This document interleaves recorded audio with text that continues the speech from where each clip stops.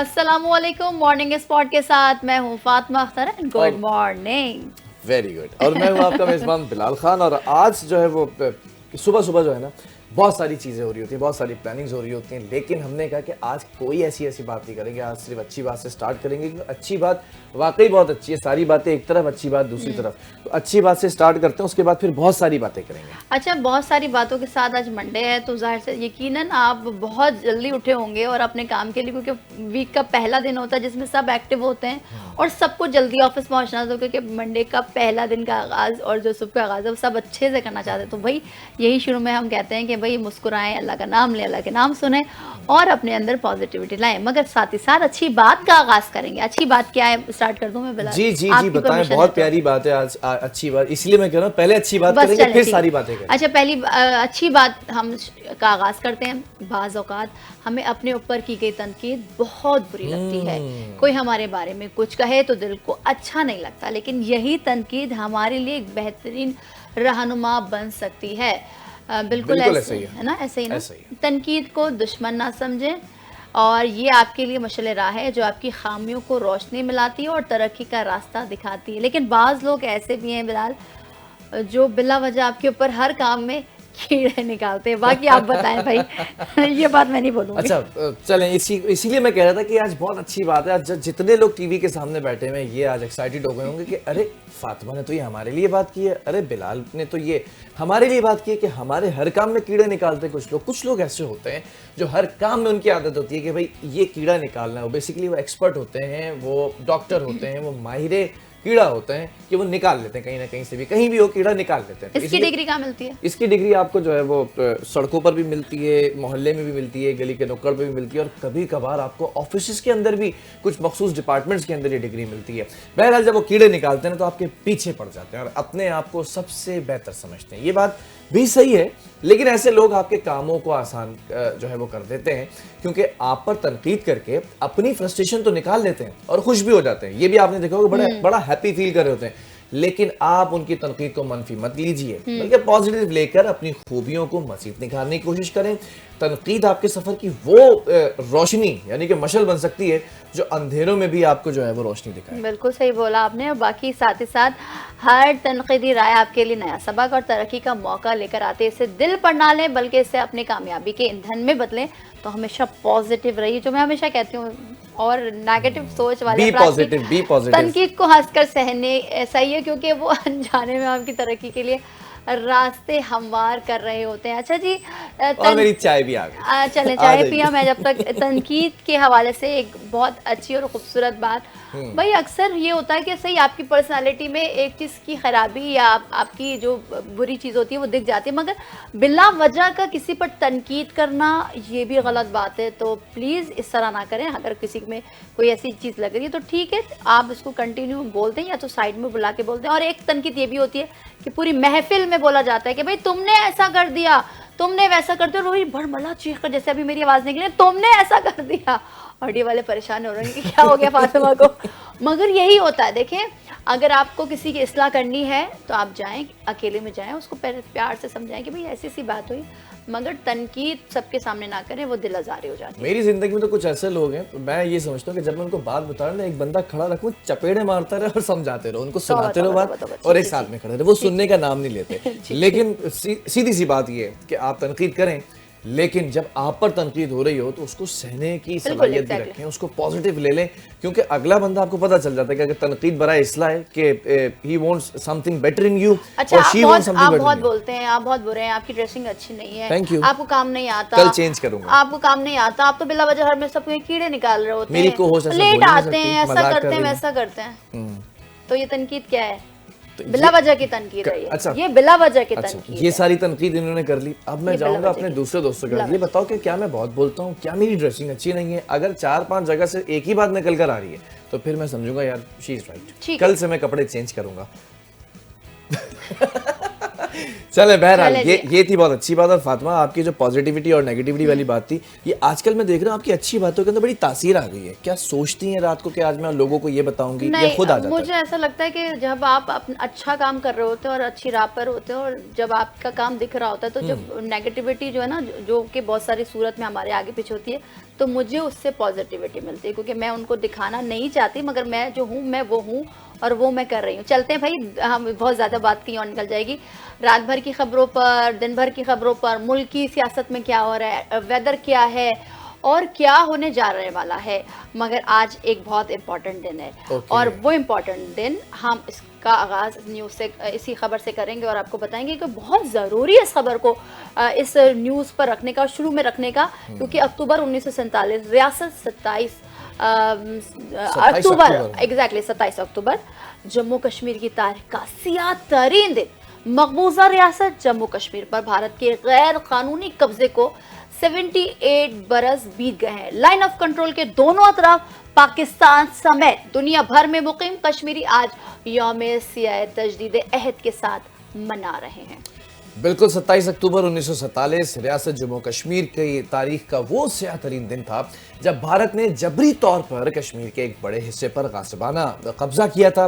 भारत के इस जाबराना इक़दाम के खिलाफ कश्मीरी आज भी आज़ादी के लिए सीनों पर गोलियां खा रहे हैं, जबकि जो भारत ने गुज़िश्ता 34 बरसों के दौरान 1 लाख के करीब कश्मीरी बेदर्दी से शहीद किए हैं। अक़वाम मुत्तहिदा का भी इस पर स्टांस क्या है वो भी सामने रख देते हैं। उसकी करारदादों के मुताबिक कश्मीरी अवाम को उनका हक़ खुद इरादियत यानी कि सुवरेनिटी आज तक नहीं दिया गया। बिल्कुल ऐसा ही है। आलमी बरादरी को चाहिए कि वो कश्मीरियों को इस वाप से राय का हक दिलवाने के लिए ठोस किरदार अदा करे। हर साल दुनिया भर में कश्मीरी 27 अक्टूबर को यौम सियाह के तौर पर मनाते हैं।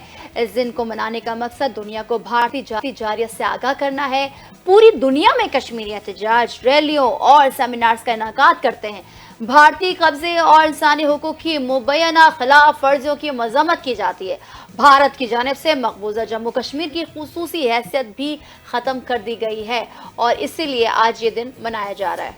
बिल्कुल ऐसे ही कश्मीरी भाई, जितने भी कश्मीरी हैं ना हमारे भाई हैं, और आज के दिन 1947 से लेकर 5 अगस्त 2019 तक भारत की जानिब से जितने भी उठाए गए तमाम गैर कानूनी इक़दाम है ना, उसके खिलाफ एहतजाज जो भी होता है उसके साथ उन्हें ये मुस्तरद भी करते हैं एहतजाज, जितने भी ये गैर कानूनी काम है। जबकि वज़ीर आज़म जम्मू कश्मीर चौधरी अनवारुल हक का ये भी कहना था आज के दिन कि 27 अक्टूबर जम्मू कश्मीर के अवाम के लिए ब्लैक डे है, मतलब स्याह तरीन दिन है। भारत ने तक़सीम बरसग़ीर के उसूलों की खुली खिलाफ वर्जी की थी। जब तक़सीम हुई थी तो वो तक़सीम के अंदर बातें कुछ और थी और अब हो कुछ और रहा है। ठीक है जी। अच्छा, मज़ीद उनके हवाले से जो स्टेटमेंट आई है वो भी बता दें। मज़ीद कहते हैं कि अवाम की ख्वाहिशात के बरक्स कश्मीर में अपनी फ़ौज उतारकर एक हिस्से पर कब्ज़ा कर लिया। अच्छा जी, ये भारत हमेशा से का वतीरा रहा है। अब वो कोशिश करता है कि दूसरे ममालिक में भी घुसें और साथ ही साथ कश्मीर का जो मसला है उसको फौरी हल करने की ज़रूरत है, जिस पर हम ये देख रहे हैं कि अभी डोनाल्ड ट्रंप साहब ने भी कहा कि भाई कश्मीर पर पाकिस्तान और इंडिया को बैठना चाहिए, मगर साथ ही साथ कश्मीरियों का जो खुद इरादियत है वो मजरू ना किया जाए, क्योंकि जिस तरह से हम देख रहे होते हैं कि भारत की जानिब से जारियत वहाँ जारी है, वो बंद होना चाहिए। अच्छा, आगे बढ़ते हैं जी। इस्तांबुल में होने वाली बातचीत में पाकिस्तानी वफ़द ने अफगान तालिबान के वफ़द को हतमी मौके पेश कर दिया। सिक्योरिटी ज़राए के मुताबिक पाकिस्तान ने वाज़ेह किया कि अफगान तालिबान की तरफ से की जाने वाली दहशत गर्दों की सरपरस्ती मंजूर नहीं है। भाई, ये बात फिर से एक बार कह दी गई है, जो सरपरस्ती करेगा इनकी, उनके खिलाफ भी कार्रवाई होगी और जो इनके साथ मिले हैं, गठजोड़ है जिनका, उनको तो मुंह तोड़ जवाब दिया ही जाएगा। अच्छा, कुछ सिक्योरिटी हायर ऑफिशियल्स ये कंफर्म करते हैं कि पाकिस्तानी वफ़द ने ये कहा है कि दहशतगर्दी के खात्मे के लिए ठोस इक़दाम तो होंगे, लेकिन सिक्योरिटी ज़रा ये भी बता रहे थे, हायर ऑफिशियल्स ये कंफर्म कर रहे थे कि इसके बरक्स तालिबान के जो दलाइल हैं ना वो अजीब व गरीब यानी कि गैर मंतकी हैं, ज़मीनी हक़ाइक़ से बिल्कुल हटकर हैं। मतलब बात कुछ और हो रही है, सवाल जो है वो चना हो रहा है, जवाब जो है वो गंदुम मिल रहा है। इसी के तनाजुर में ना सिक्योरिटी जो हायर ऑफिशियल्स हैं वो ये कहते नज़र आए कि नज़र आ रहा है कि अफ़गान तालिबान किसी और के एजेंडे पर चल रहे हैं या किसी और प्रोपेगेंडे को जो है ये एग्जीक्यूट कर रहे हैं। ये एजेंडा अफगानिस्तान, पाकिस्तान और इन तमाम खित्ते के इस्तेहकाम के मफाद में बिल्कुल नजर नहीं आ रहा है। अच्छा जी, सिक्योरिटी जराये के मुताबिक मुज़ाकरात में मजीद पेशरफ्त अफगान तालिबान के मुस्बत रवैये पर मुनहसर है। पॉजिटिविटी दिखाएंगे, बात अमन मुआहदे पर होगी तो होगी, अदरवाइज बात नहीं हो सकती है। सिक्योरिटी जराये के मुताबिक पाकिस्तान के मुतालबात मुकम्मल वाज़ेह शवाहिद पर मबनी और मसले का हकीकी हल है। अफगान तालिबान की हर धर्मी और अदम ताउन दीगर फरीकैन पर भी वाज़े होगी। अच्छा, सिक्योरिटी ज़रा ये भी कह रहे हैं कि पाकिस्तान के दहशत गर्दी के मरकजी मुतालबात पर कोई समझौता नहीं है। तुर्की कोशिश कर रहा है कि वो तालिबान वफ्द ज़मीनी हकायक और शवाहिद को समझे। कोशिश जारी है कि तालिबान वफ्द संजीदगी से ताउन करे ताकि मुज़ाकरात नतीजा खेज हो सकें। बिल्कुल सही बात है भाई, आप अपनी बात पर उतरे, अमन की बात कर रहे हैं तो अमन भी करें। ऐसा ना हो कि आप एक तरफ अमन मुआहदे कर रहे हैं और सालिसी का किरदार जो दूसरे ममालिक है उनकी बात भी सुने और पीछे से आप जो है वो कहते हैं ना पीठ में छुरा घोंप दें। बस वही वाली सिचुएशन हो जाए। बिल्कुल ऐसा ही। अच्छा, एक तरफ तो हमने बात कर ली है ख्वाजा आसिफ साहब और ये तालिबान की जो डेलीगेशन से मुलाकात हुई है, दूसरी तरफ वजीर इत्तलात हैं अताउल्लाह तारड़ साहब, वो भी काफ़ी एक्टिव नजर आए। उन्होंने भी दुनिया के हक़ाइक़ को सामने रखा और कहा कि गजा के अंदर जो फ़ौज भेजने से मुतालिक सवाल है उस पर उन्होंने जवाब कहा कि वज़ारत ख़ारिजा जवाब देगी।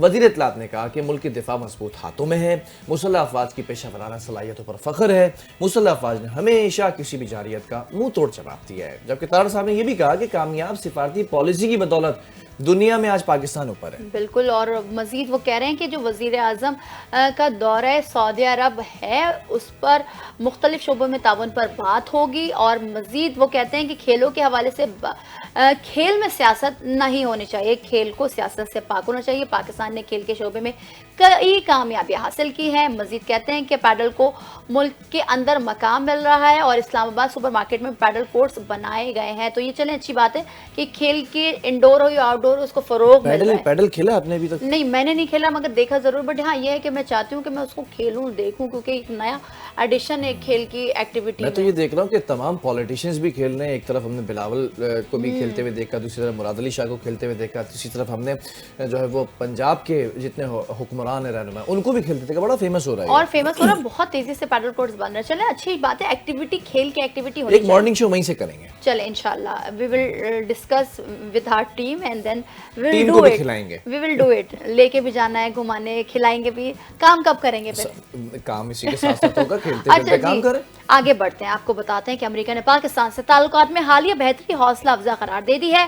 अमेरिकी वजीर खारजा मार्को रूबियो ने कहा कि पाकिस्तान से ताउन खित्ते में इस्तेहकाम और तरक्की के लिए अहम है। जी, पाकिस्तान के साथ ताल्लुकात में तौसी सिफारती हदफ है। That is good news and that is very good words for Pakistan.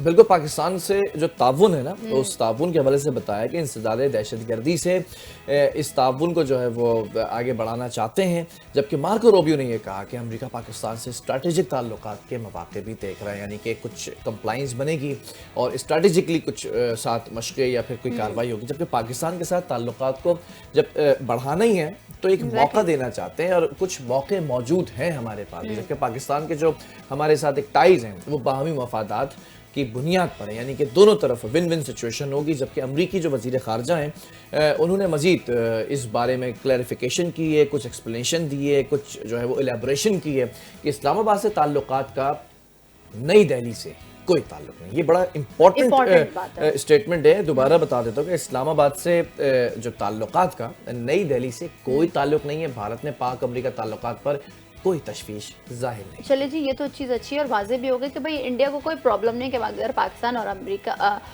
एक पेज पर जा रहे हैं, तिजारती मुआहदे कर रहे हैं। जी आगे बढ़ते हैं, आपको बताते हैं, मुल्क की खबर से आगाह करते हैं कि भाई आज़ाद कश्मीर में क्या हो रहा है। पाकिस्तान पीपल्स पार्टी का पलड़ा जो है ना बिलाल, वो भारी हो चुका है। अच्छा, आप पूछेंगे क्यों?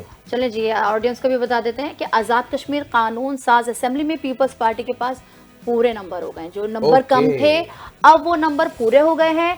पाकिस्तान तहरीक इंसाफ आज़ाद कश्मीर फॉरवर्ड ब्लॉक के 5 वज़रा भी जो है वो पीपल्स पार्टी में शामिल हो गए हैं।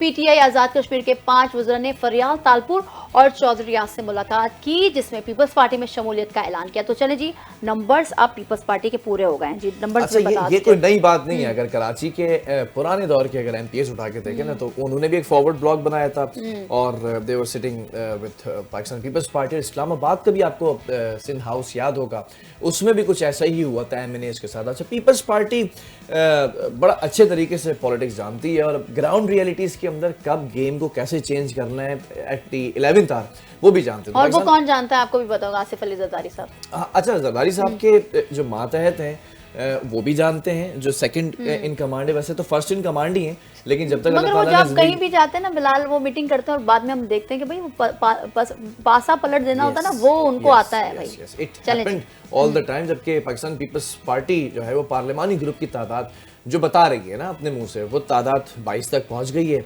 अच्छा, गुज़िश्ता रोज जैसा आपने नाम लिया ना आसिफ अली जरदारी, उन्होंने आज़ाद कश्मीर में अदम एतमाद लाने और आज़ाद कश्मीर में हुकूमत बनाने की मंजूरी भी दे दी है। तो अब बात ही खत्म हो गई ना, जब उनकी तरफ से मंजूरी मिल गई, अब जोड़ तोड़ शुरू हो जाएगी। जी, आगे बढ़ते हैं फिर आप। अच्छा, एक नंबरिंग के हवाले से थोड़ा सा अपडेट भी कर देते हैं कि आज़ाद कश्मीर कानून साज असेंबली में हुकूमत साजी के लिए पीपल्स पार्टी को 27 अरकान की हिमायत दरकार है, जबकि कानून साज असेंबली में इस वक्त पीपल्स पार्टी के अरकान की तादाद 22 है, जो कि 5 फॉरवर्ड ब्लॉक अरकान के शामिल होने के बाद 27 हो गई। मुस्लिम लीग नून इस वक्त 9 मेंबरान असेंबली के साथ ऐवान में मौजूद है, लेकिन नून लीग ने हुकूमत साजी का हिस्सा बनने से ही पहले इनकार कर दिया था और ये ऐलान कर दिया गया है। अच्छा जी, आगे बढ़ते हैं। अच्छा, डोनर की जानिब से अमरीकी महकमे जंग को $13 करोड़ का अतिया दे दिया गया। अच्छा, ये नामालूम अफराद, तो पहले हम सुनते थे कराची में, फिर कराची नामालूम अफराद, ये कौन नामालूम, अब ये अमेरिका में भी आ गए, ये अमेरिका पहुंच गए। हाँ, अमेरिका पहुंच गए। ये खबर बड़ी इंटरेस्टिंग है, वो आपको बता दें। लग रहा है असाइलम लेके पहुंचे। नामालूम अफराद ने 13 करोड़ जो है वो दे दी है, ताकि 13 crore dollar, sorry 13 crore dollar, वो आदत नहीं ना मैं इतनी ज्यादा पैसों की बात करने की। अच्छा, ताकि हुकूमती शटडाउन के दौरान अमरीकी फौजियों को तनख्वाहें दी जाती रहें। हुकाम की जानिब से इस अतिये की तस्दीक की जा चुकी है और इससे कबल ट्रंप की जानिब से कहा गया कि अतिया मुल्क के 13,20,000 फौजियों को तनख्वाह अदा करने में मदद देगा। अच्छा, एक और इंटरेस्टिंग बात यह है कि ट्रंप ने हत्या देने वाले शख्स की शनाख्त तो जाहिर नहीं की, ताहम ये ज़रूर कहा था कि वो एक अमरीकी शहरी और ट्रंप का बहुत बड़ा हामी। अच्छा, ये नामालूम अफराद ट्रंप साहब के जो है ना हामी निकले। वेल, नाक़दीन की कुछ राय हैं और कुछ लोग कह रहे हैं, कुछ नाम जो है वो सामने आ रहे हैं, लेकिन जब ट्रंप साहब ने नहीं बोला तो why would I call those names. America में जारी हुकूमती शटडाउन अब अपने 25वें रोज़ में दाखिल हो चुका है और ख्याल किया जा रहा है कि अमेरिकी तारीख का तवील तरीन हुकूमती शटडाउन हो सकता है। बड़े मुज़ाकरात हो रहे हैं, बड़े मुजाहरे हो रहे हैं। ट्रंप की हुकूमत इस वक्त कहीं ना कहीं खतरे में नजर आ रही थी। पेंटागन के जो स्पोक पर्सन है ना, तो उन्होंने ये बात को वाजे किया कि ये अतिया इस शर्त पर दिया गया, बाकायदा ये अतिया मशरूत है कि अमरीकी फौजियों की तनख्वाहों और दीगर मराद के लिए इस्तेमाल किया जाएगा और किसी चीज़ के लिए नहीं। भाई, तर्जुमान ये भी कहते हैं कि इस अतिया को महकमे की जनरल गिफ्ट एक्सपेंडिचर अथॉरिटी के तहत कबूल किया गया। अच्छा जी, ये जो कबूल किया गया नामालूम अफराद के नाम से $13 करोड़ का अतिया जो है अब वो दे दिया गया है। अब ये तनख्वाहें सिर्फ और सिर्फ फौजियों पर खर्च की जाएंगी। वो इसलिए क्योंकि अब बहुत सारे मसले मसाइल जो पेश आ रहे थे और वो मसाइल अब क्या $13 करोड़ से हल हो जाएंगे, जो कि फौजी और जो इनके अखराजात हैं उसमें उसके लिए दिए गए। तो क्यों फिर इतनी बड़ी, हम कहते हैं ना पावर है अमेरिका फर्स्ट नंबर। नहीं, देखें, अमेरिका का जब डाउनफॉल की बात हो रही थी, इकोनॉमी स्टेबलाइजेशन की बात हो रही थी, so there were some questions were raised at that time. लेकिन अब अगर हम देखते हैं ना, तो ये जो $13 करोड़ का अतिया है, इसको अगर आप डिस्ट्रीब्यूट करते हैं, हर फौजी इससे $100 ले सकेगा ताकि उनका बिल्कुल मौशी तौर पर इस्तेसाल भी ना हो, उनका मोराल भी डाउन ना हो। अब ये कोई खुफिया शख्स तो है, ठीक है, नाम उन्होंने जाहिर नहीं किया, लेकिन that would be some kind of businessman और कोई इनका पैट्रियोटिक होगा जिसके कुछ टाइज होंगे, उसके जरिए ये इन्होंने करवाया होगा, क्योंकि हुकूमत इस वक्त खासी परेशान नजर आ रही है। अच्छा जी, ये तो हो गई इंटरनेशनली न्यूज़। अब एक अफसोसनाक, बहुत अफसोसनाक खबर और जो पढ़ के भी दिल अजीब सा हो जाएगा, और जब हम सुन रहे हैं और देख रहे हैं तमाम तर मामला, तो बड़ा दिल दुख रहा है कि भाई एक वाक़या जो कि इंतहाई अफसोसनाक और दिल दहला देने वाले वाक़े पर हम करने जा रहे हैं, जिसने शहर कायद समेत पूरे मुल्क में दुख और सवालात की फ़ज़ा पैदा कर दी है। कराची में SIU पुलिस की हिरासत में एक नौजवान इरफान ज़िंदगी की बाजी हार गया। इरफान के हवाले से इनिशियल इंफॉर्मेशन जो मिली है ना, उसमें ये बात सामने आई कि इरफान को 22 अक्टूबर को अरेस्ट किया गया और इसी रोज़ वो दम तोड़ गया। अब तकलीफ दे बात ये है फातिमा कि पोस्टमार्टम जब किया गया तो उस वक्त पता चला कि 36 घंटे यानी कि 3 दिन से ज़्यादा ये पुरानी लाश थी, जबकि पोस्टमार्टम रिपोर्ट में इरफान के जिस्म के जो हिस्से हैं उन पर तशद्दुद किया गया, ये वाज़े निशानात मौजूद भी बताए गए। चेहरे, कमर, नाजुक अज़ा पर भी ज़ख्म और काफ़ी चोटें जो हैं वो लगी हुई हैं। अब पुलिस की जानिब से भी बताया जा रहा है कुछ, वो भी बताइए फातिमा। अच्छा जी, मुत्तल्लिका एहलकारों को मुअत्तल करके इंक्वायरी तो शुरू कर दी गई है और इदारों का ये भी कहना है कि मुकम्मल शफाफ तहकीकात के बाद तमाम हकायक अवाम के सामने लाए जाएंगे। हम इसी पर आज हम बात करेंगे, लेकिन सवाल ये होता है कि भाई इसका सिनेरियो कुछ इस तरह है कि भाई बुध की सुबह जब अच्छा, ये बच्चे का जो ताल्लुक था वो भावलपुर से आई गेस था और इंटीरियर के अच्छा, वो इसलिए यहाँ पर अपने कजन्स के साथ, चचा के साथ नाश्ता कर रहा था आयशा मंजिल के मकाम पर, और आयशा मंजिल के मकाम पर ये कहकर पुलिस एहलकार इनको ले गए कि ये हसास मकामात की वीडियोस और पिक्चर्स ले रहा था और इसके बाद इसको अरेस्ट किया गया।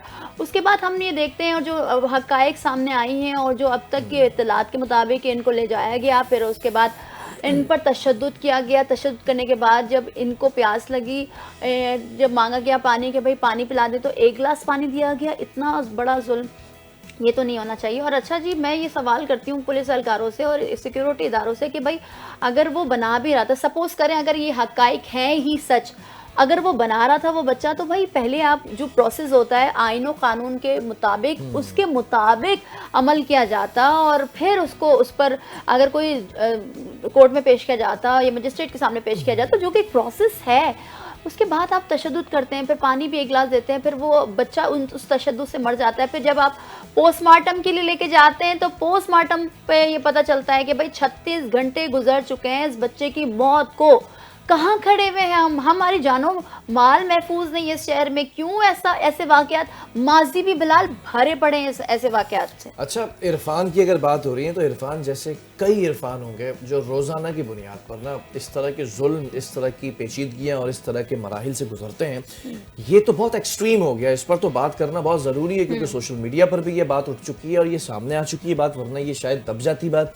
इरफान को लेकर गए हैं, ले जाने के बाद तशद्दुद किया है, ठीक है सारी चीज़ें, लेकिन जो आपने बेस नोट बनाया उस बेस नोट के ऊपर ये था कि हसास मकामात की वीडियोस बना रहा था। वो मोबाइल फ़ोन कहाँ पर है, वो शवाहिद कहाँ पर हैं, वो वीडियोस कहाँ पर हैं, वो ये कौन लोग थे, क्या इरफान का कोई क्रिमिनल रिकॉर्ड था। मतलब पुलिस की एक आदत है कि ये सूंघ के बता देते हैं कि शख्स क्रिमिनल है कि नहीं है। That's a good thing in our police. लेकिन क्या आप इरफान को पहचानने में नाकाम हो गए? वो 7 लोग ठीक है नाकाम हो गए, लेकिन क्या शफाफ तहकीकात के बाद उनको सस्पेंड के बाद रिवर्स सस्पेंड या फिर डिसमिस फ्रॉम सर्विस या फिर जेल की जाएगी उन 7 एहलकारों को, या जो भी लोग मुलव्विस हैं, या नहीं, या सिर्फ ये सस्पेंड हो जाएंगे और देन मामला विल बी सेटल डाउन और वाइंड इट अप?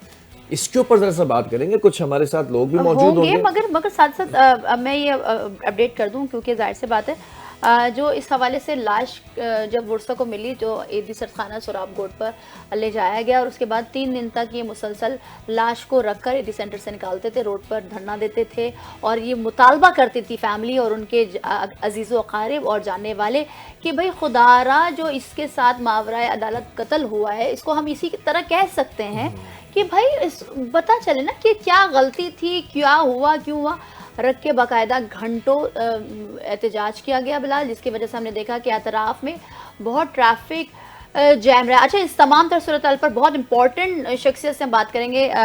इरफान के चचा फ़हीम साहब हमारे साथ मौजूद हैं। अस्सलाम वालेकुम। इस दुख की घड़ी में हम और हमारा चैनल आपके साथ खड़ा, यकीनन पूरी कौम आपके साथ खड़ी है।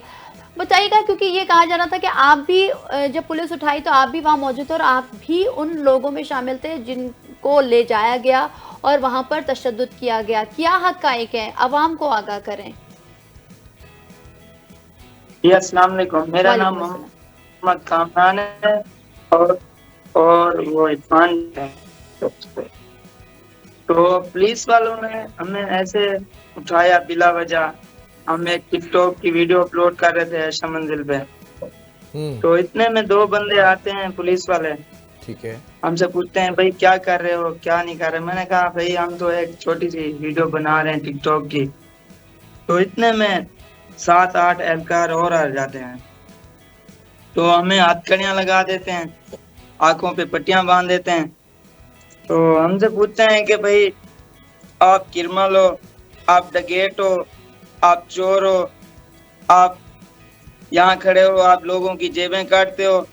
हम फरियादें करते रहे सर, हम ऐसे बंदे नहीं हैं। आप हमारे अहले मोहल्ला किसी दोस्त से, रिश्तेदारों से आप पूछें, अगर हम गलत हैं, आप एक की जगह हमारे ऊपर 10 पर्चे काटें।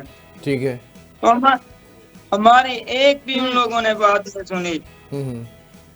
तो 12:15 के दरमियान लोगों ने उठाया, हमें अपनी मोबाइल में घुमाते रहे, मारते रहे, पीटते रहे। हम पानी की फरियाद करते थे तो इन जालिमों ने हमें पानी तक भी नहीं दिया। नहीं, कहाँ घुमाते रहे? सड़कों पे?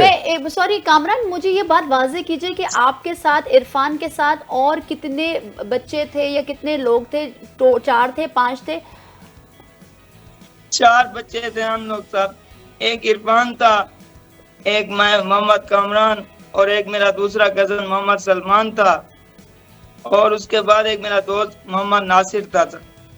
अच्छा, मुझे ये भी बताइए कि कहाँ घुमाते रहे? क्या ओपन मोबाइल थी या कोई बख्तरबंद कोई ऐसी चीज थी या कोई प्राइवेट गाड़ी थी? सड़कों पे घुमा रहे थे या फौरन किसी जगह ले गए? सारे इनके पास यही गाड़ी थी, मोबाइल, और ये 12:15 के दरमियान इन लोगों ने उठाया। सारा दिन हमें ऐसे घुमाते रहे, पता नहीं है, आंखों पे पट्टियां बांधी हुई थी, पता नहीं चला कि कहाँ घुमा रहे हैं ये लोग। आपके कान तो खुले हुए थे, कोई बात समझ में आ रही थी? क्या कह रहे थे? गाड़ी में बैठकर आपस में कोई बात कर रहे थे? सर ये ऐसे गलत अल्फाज बोल रहे थे, हम ये करेंगे, वो करेंगे। इन लोगों ने बहुत कुछ बोला है। हम कोई मुतालबा कर रहे थे? नहीं, हम बात करते थे तो ये लोग हमें मारना शुरू कर देते थे कि आपस में आप अच्छा जी, आप मुझे बता रहे हैं कामरान कि ये बात करते थे, मारना स्टार्ट हो जाते, तो फिर कितने घंटों बाद आप की मकाम जहाँ पर मुंतकिल किया गया वहां लेके गए? फिर किस बुनियाद पर ये और किस चीजों से मारते रहे, क्या बोलते रहे आप लोगों को, वो थोड़ा सा वाजे कीजिएगा ताकि ये बात खुलकर सामने आ जाए अवाम के। ये जो है ना, हमारे को डंडों से मारते थे, चमाटे मारते थे, और मेरे बाल लौंचते थे। ये किस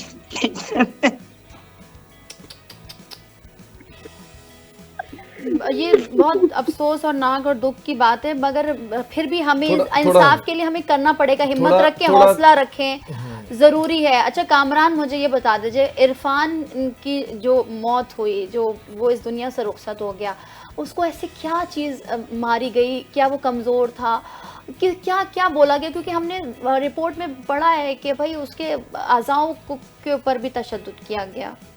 बिल्कुल ऐसी बात है, ने मेरे भाई को ऐसे मारा है।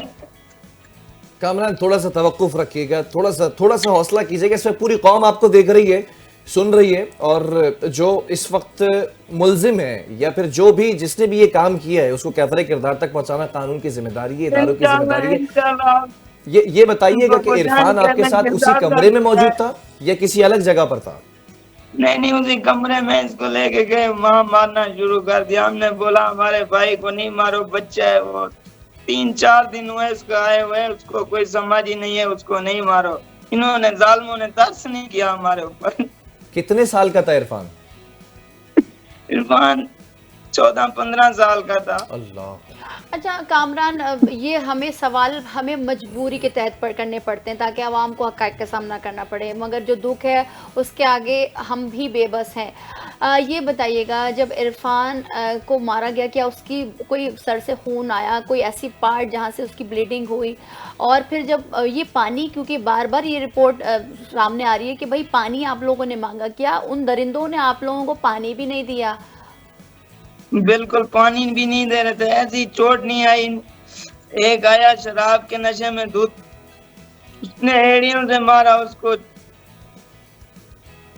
बसाने पे मारी टांग उसको, सीने पे मारी, यहाँ निशान भी था उसको, बच्चे को। डॉक्टर पूछ रहे हैं भाई ये निशान किस चीज का है? हमने कहा ऐसे निशान तो नहीं था।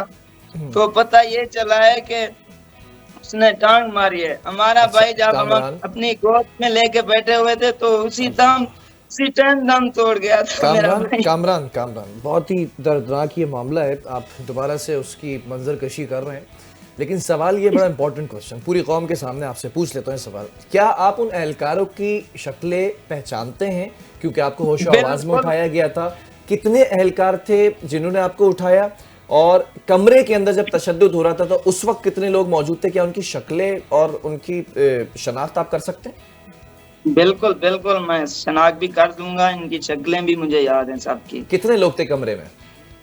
कमरे में तकरीबन 4 से 5 लोग कमरे में थे और बाकी बाहर खड़े हुए थे।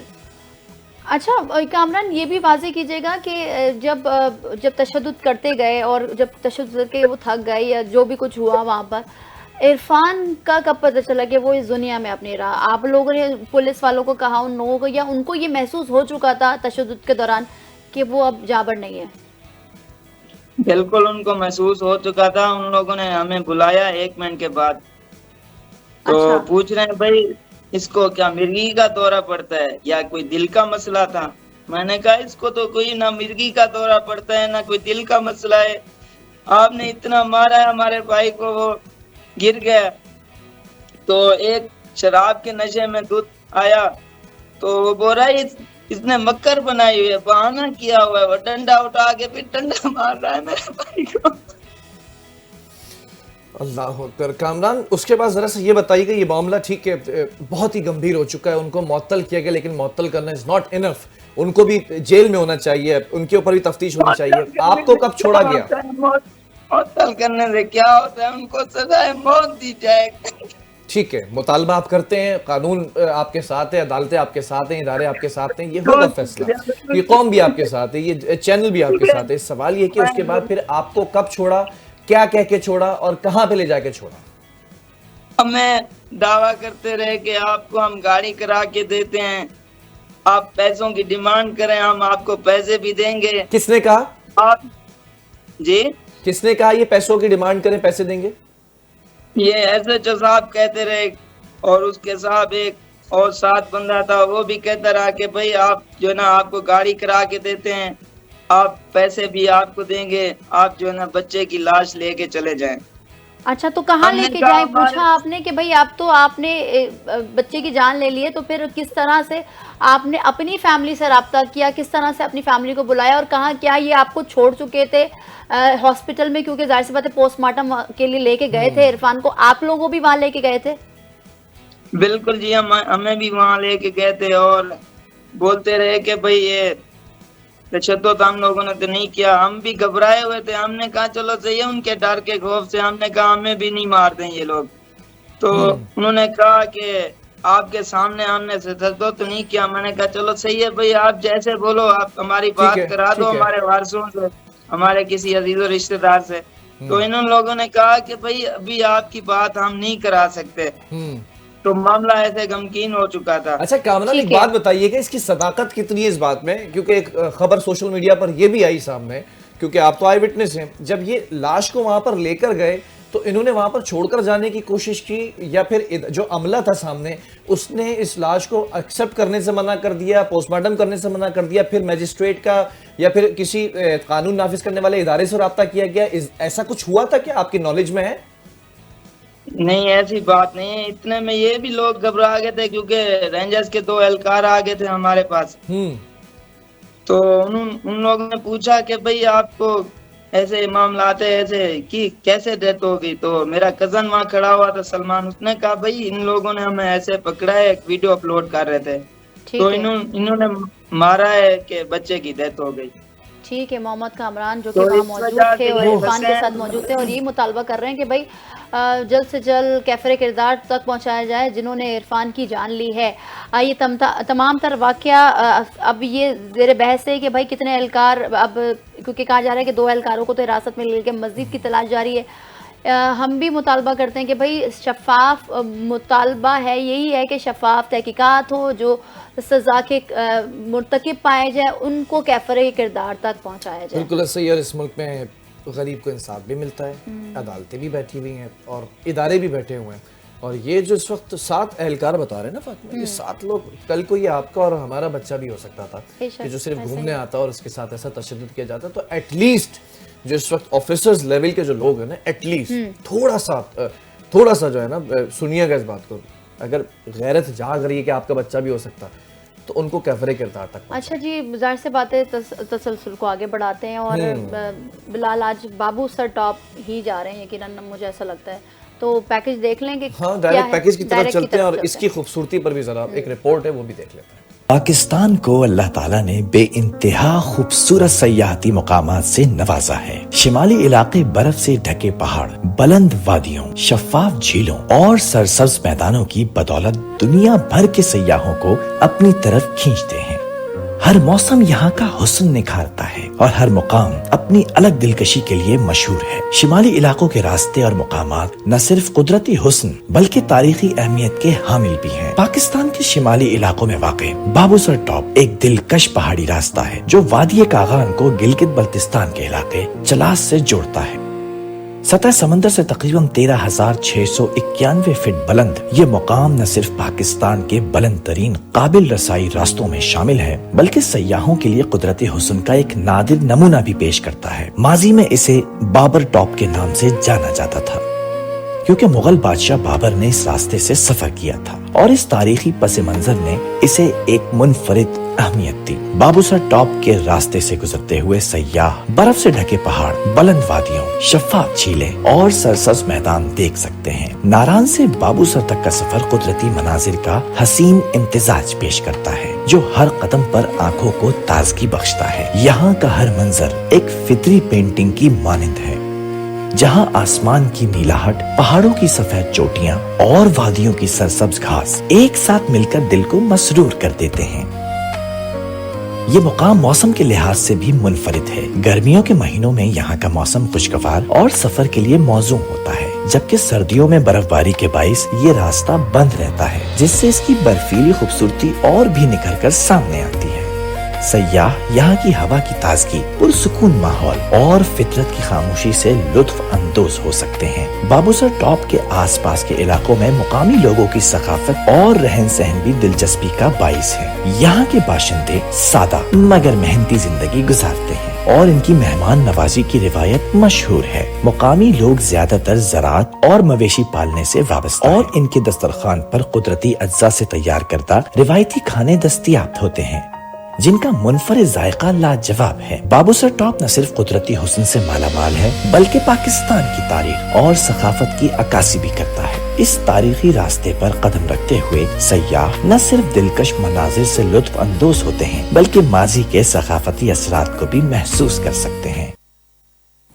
अच्छा जी, ये खूबसूरत मनाज़र तो आपने देखे बाबूसर टॉप के हैं। अगले सेगमेंट में इसी से मुतालिक अगर आप बाबूसर टॉप जा रहे हैं या सर्दी के मकामात पर जा रहे हैं और सर्दी आ रही है उसका भी हल है। क्या हल है, किस तरह जाएं, क्या क्या चीज़ें लेके जाएं जिसके स्किन, नाक, आँख सब चीज़ें मतलब सही हो और जाए। आज खुश्की का भी इलाज किया जाएगा। जितने भी खुश्क तरीन लोग हैं उनका भी इलाज बताएंगे। आप आ रही हैं आज? जी आप आ रही हैं और वो आ चुकी है। हम सेकंड सेगमेंट में आपसे मिलते हैं। Stay with us.